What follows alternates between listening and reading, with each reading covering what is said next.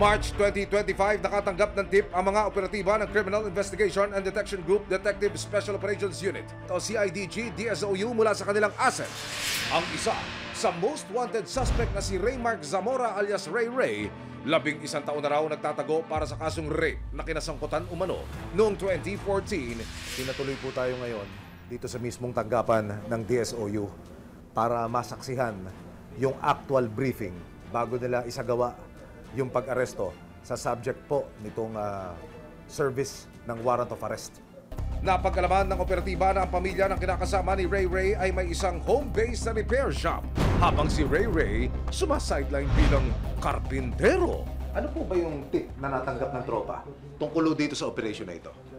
Yung tip na natanggap namin is yung kinakasama ng suspect natin, mayroong negosyong patahian ng mga repair shop ng sewing machine. Okay. So, nagkaroon tayo ng validation, may nagpanggap na tropa natin na magpapaayos ng sewing machine.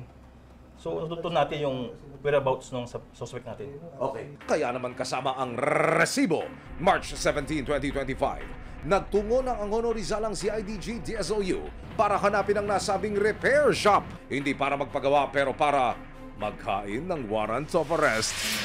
Pagdating sa lokasyon, isang pamilyar na mukha ang nakita nila sa daan.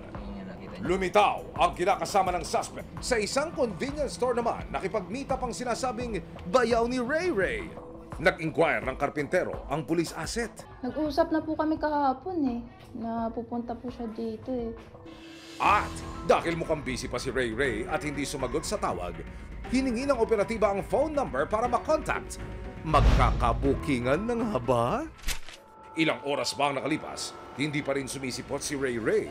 Kaya gumawa ng plan B ang mga operatiba at lumapit sa barangay kung saan nakatira si Ray Ray. Dito napag-alaman na ang suspect para sa pangahalay umano sa isang menor de edad noong 2014. Volunteer tanod din pala sa barangay. Kasi yan, bago lang namin nakilala noong 2022. Naging volunteer siya, barangay health security namin.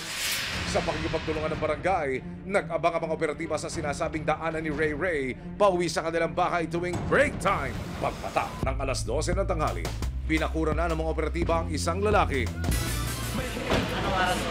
Pukalan dyan, pukalan dyan. Puka. Anong araw mo? Rape, may rape kang kaso. Puka. Hala, dumapa ka nga! Mga polis kami ha. Ewan ko, sir. Oo, huwag kang gagalaw. Ano rape po, sir? Raymark. Dito mo, Zamora. Zamora po, sir. Zamora po ako, sir. Sige, teka lang. Zamora po ako, sir. Huwag kang uman. Naku, mukhang nakalimutan na yata ni Ray Ray ang kanyang apelyido. Sino po complainant ko po, sir? Hindi ako complainant ka, may waran ka. Hindi, sino po complainant ko po? Hindi ko nga alam, waran nga yun eh. Hello, kuya. Pamutay mo dito si may waran daw po ako. Ewan ko kung ano po waran ko. Waran kang rape, sexual assault sa Iloilo. 2016 pa. Wala na mawawak ako ganun, sir eh. At si Ray Ray denied to death. Puntayin mo yung ano mo, kapatid mo. Ano, Raymark Zamora ka una ba? Wala po, amora po. Birth certificate ko po. Kaya nga, may ano lang yan, pero ikaw to. Hindi po ako yan. Kaya doon mo paliwanag sa korte. Opo.